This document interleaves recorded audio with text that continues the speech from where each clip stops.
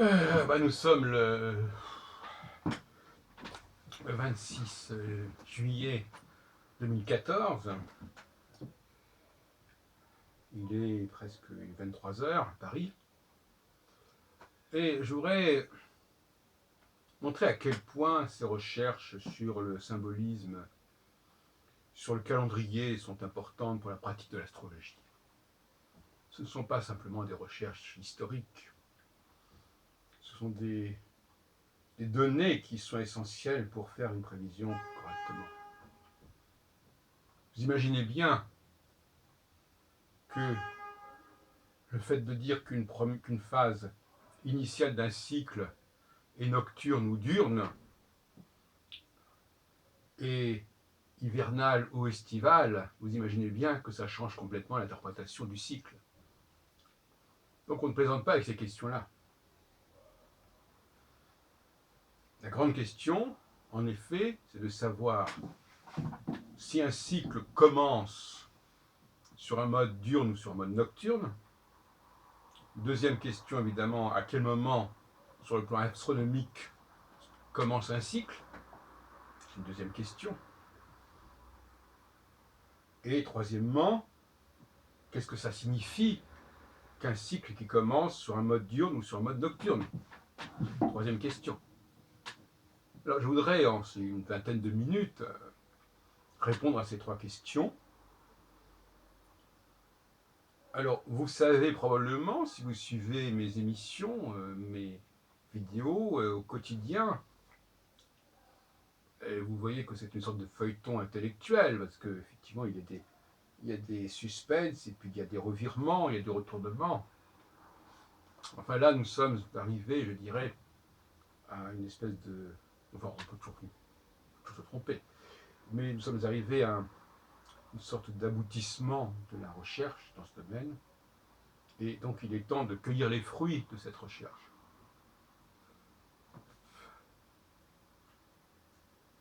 Moi-même, j'ai beaucoup louvoyé dans ce domaine, j'ai beaucoup envisagé de possibilités d'interprétation, j'ai analysé plusieurs cas de figure, donc j'ai effectivement fait un peu le tour du problème. Et vous savez que c'est une affaire compliquée parce que on peut toujours trouver des arguments, quelle que soit l'option que l'on choisit. Hein, c'est un fait. C'est malheureux à dire, mais c'est comme ça. Et donc, la recherche astrologique, elle exige pas seulement une pratique, parce que cette pratique, comme je l'ai dit, elle peut aller dans toutes les directions. Il faut aussi une analyse théorique très, très profonde, très puissante. Et aussi une connaissance de la tradition, les différentes traditions religieuses, les différents calendriers. Alors, étant donné que je suis moi-même d'ascendance juive, il se trouve que je constate qu'en effet, la tradition juive, le rapport du judaïsme au temps me paraît assez bien conçu et assez bien conservé, à savoir que l'année juive commence à peu près au moment de la balance, en septembre-octobre, et que la balance, c'est l'Ouroboros, hein, c'est le mois de janvier, enfin c'est le mois de Janus, le mois de janvier, parce qu'on croyait à ce moment-là que ça correspondait au solstice d'hiver, comme Noël. Mais bon, de toute façon, pour moi, les deux sont liés. L'automne et l'équinoxe d'automne et le solstice d'hiver, c'est vraiment le commencement du cycle. C'est la naissance, d'ailleurs. C'est le 25 décembre, c'est bien la naissance. Et on pourrait presque dire que quelque part, l'automne, c'est la conception qui précède la naissance. Et donc le monde nocturne, c'est le monde premier du cycle, d'après ce que je constate. Dans le judaïsme, on fait aussi commencer le jour, une journée commence à la tombée de la nuit du jour précédent. Le Shabbat, nous sommes justement un samedi soir, le Shabbat se termine non pas à minuit, mais à la tombée du jour du samedi. Et donc il commence à la tombée du jour du vendredi.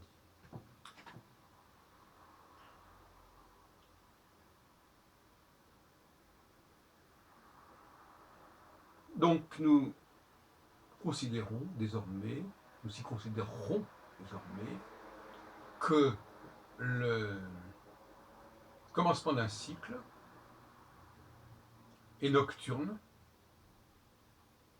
c'est-à-dire qu'il est dans la proximité. Car ce qui est nocturne empêche de voir loin. Ça nous protège des vastes horizons universels pour ne considérer que ce que nous pouvons toucher, nous pouvons sentir, ce qui est à proximité, à portée de main. À portée de main. Il est sage de commencer l'année par l'automne, il est sage de commencer la journée par la nuit. Et d'ailleurs, même en Occident, on commence l'année au 1er janvier, qui est en plein hiver, en tout cas au début de l'hiver, et on commence la journée à minuit, qui est au milieu de la nuit, comme son nom l'indique. Donc vous voyez bien qu'il y a un décalage entre une astrologie qui prône un commencement au printemps, qui dit que le bélier est le premier signe du zodiaque, qui dit que l'ascendant est l'amorce du cycle des maisons.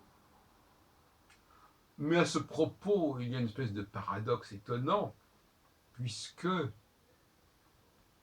après que l'astrologue ait dit que l'ascendant était le début du cycle, on nous dit que les maisons qui suivent l'ascendant sont nocturnes. Alors, il faudrait savoir ce qu'on dit. La maison 2 et la maison 3 sont nocturnes. La maison 4, c'est le fond du ciel, c'est le minuit. Donc voyez-vous, tout ça est extrêmement confus en fait. Hein. Et donc, si en tant qu'astrologue je dois conseiller quelqu'un, ou une entreprise, ou un État, peu importe, je dirais que ce qui commence un cycle, c'est la conjonction. Que la conjonction d'une planète avec une étoile fixe, que ce processus ne commence pas réellement à la conjonction, qu'il commence avant la conjonction, qu'il y a une anticipation. Alors, de combien, on ne sait pas exactement, mais une bonne quinzaine de degrés avant la conjonction, en tout cas. Peut-être 20 degrés, j'en sais rien. Il ne faut pas attendre la conjonction pour croire que le cycle a commencé. Et nous sommes actuellement d'ailleurs dans ce cas de figure, puisqu'il n'y a pas encore eu la conjonction de Saturne avec Antares, à 9 degrés du Sagittaire, on en est quand même encore assez loin. Nous sommes vers le 22, 23e degré du Scorpion, donc nous sommes à peu près une quinzaine de degrés de Antares, et on peut dire qu'on est déjà en train d'amorcer un nouveau cycle, avec tout ce que ça implique de nocturnité, tout ce que ça implique de proximité, c'est-à-dire que la vie privée et la vie de la relation proche, la vie intime, est en train de l'emporter sur des considérations universelles, professionnelles, lointaines. Le cycle commence dans la proximité. Or, si l'on fait commencer le cycle au bélier, on n'est déjà plus dans la proximité.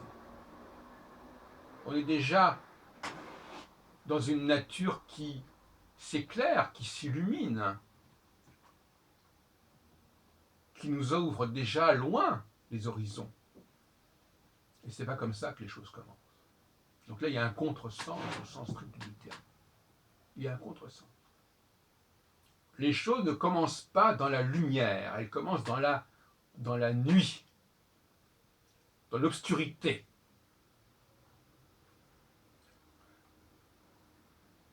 dans l'intimité. Et les premières maisons astrologiques nous parlent de cette intimité, de ce monde de la famille, des parents, des frères et sœurs, cette intimité aussi qui est aussi celle du couple, du conjoint, des enfants. Voilà le champ des 4 premières maisons dans un système à 8 maisons tel que je le conçois. On peut varier là-dessus, pas de problème. On commence comme cela. Notre vie commence comme ça. De toute façon, on le sait très bien. C'est pas un secret. Hein. Les âges de la vie, l'enfance commence dans ce cadre-là. Dans un cadre limité, dans un cadre restreint. Et le cadre restreint, c'est nocturne. C'est le tact, c'est le toucher. C'est pas encore la vue. Et c'est même pas vraiment la parole.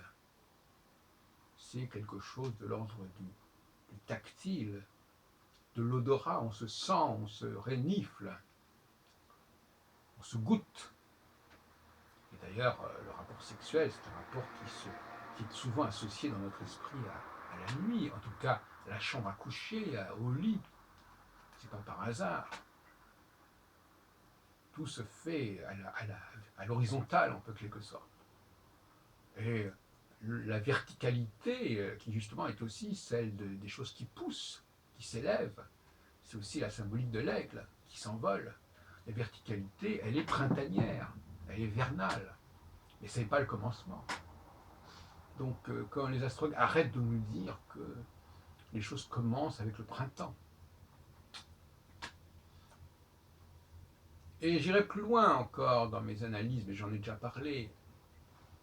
Mais je voudrais terminer en disant que la phase 2, en revanche, est une phase où tout d'un coup, on voit beaucoup plus loin, et à ce moment-là, on s'aperçoit un petit peu qu'on vit dans un monde étroit, étriqué. Et c'est là qu'il y a une crise, quelque part, parce qu'on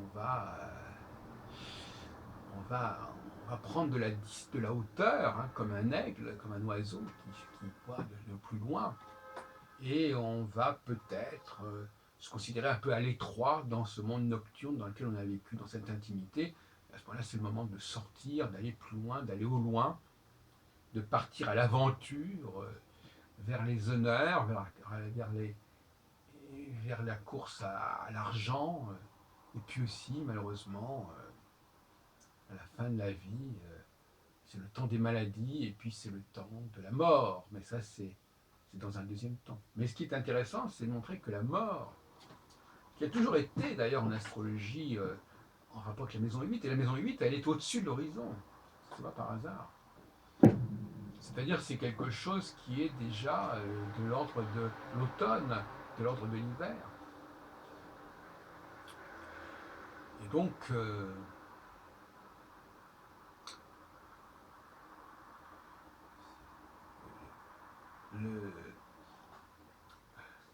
c'est de l'ordre de l'hiver, mais en réalité, ce n'est pas comme ça que ça se passe.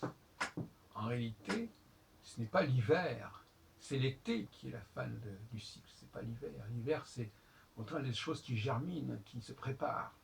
Donc là, il y a des contresens énormes qui peuvent se produire. Et je comprends qu'il faille une rééducation pour se restaurer la véritable astrologie quand on a pris d'aussi mauvaises habitudes que la plupart des astrologues.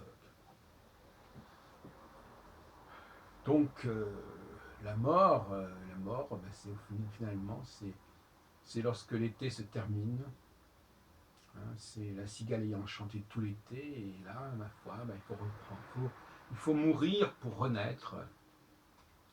Et c'est là qu'il y a cette fameuse balance, la Libra, qui ne représente pas simplement l'équinoxe, mais qui représente aussi l'Ouroboros, c'est-à-dire la fin d'un cycle et le début d'un autre cycle, c'est le serpent qui se mord la queue. Et il faudrait continuer comme cela, mais maintenant je veux dire des choses un peu plus compliquées, un peu plus techniques. Mais il est clair que les planètes les plus rapides sont les planètes de la nuit, finalement. C'est ça qui est paradoxal. C'est pas paradoxal, mais il faut bien le mettre en tête. les premières planètes, les plus jeunes planètes, sont nocturnes. Donc le Soleil, la Lune, Mercure, Vénus, ce sont des astres nocturnes. Et inversement, les astres diurnes, c'est Mars, Jupiter et Saturne. Donc là, il y a aussi des problèmes parce que on ne peut pas associer au Bélier et au Taureau le Soleil et la Lune, ni au Cancer et au Lion. C'est plutôt là des signes qui sont des signes justement du printemps et de l'été, qu'il faut associer aux planètes lentes, aux planètes qui vont plus loin, qui voient plus loin. Et les contraires, c'est l'équinoxe d'automne et le solstice d'hiver qui correspondent justement au Soleil et à la Lune. Et oui, c'est comme ça. Et d'ailleurs, le Christ qui naît le 25 décembre est un personnage solaire. Comme le taureau d'ailleurs est un personnage solaire aussi par rapport à Mitra. Et le taureau, c'est l'animal de l'automne, en opposition à l'aigle qui est l'animal du printemps. C'est-à-dire que le taureau, il a son précaré, il est dans une proximité. Donc il faut tout repenser, mais malheureusement c'est comme ça que ça se passe. C'est la révolution astrologique complètement. Tout est à revoir, tout est à repenser pour penser correctement. Voilà ce que je veux dire.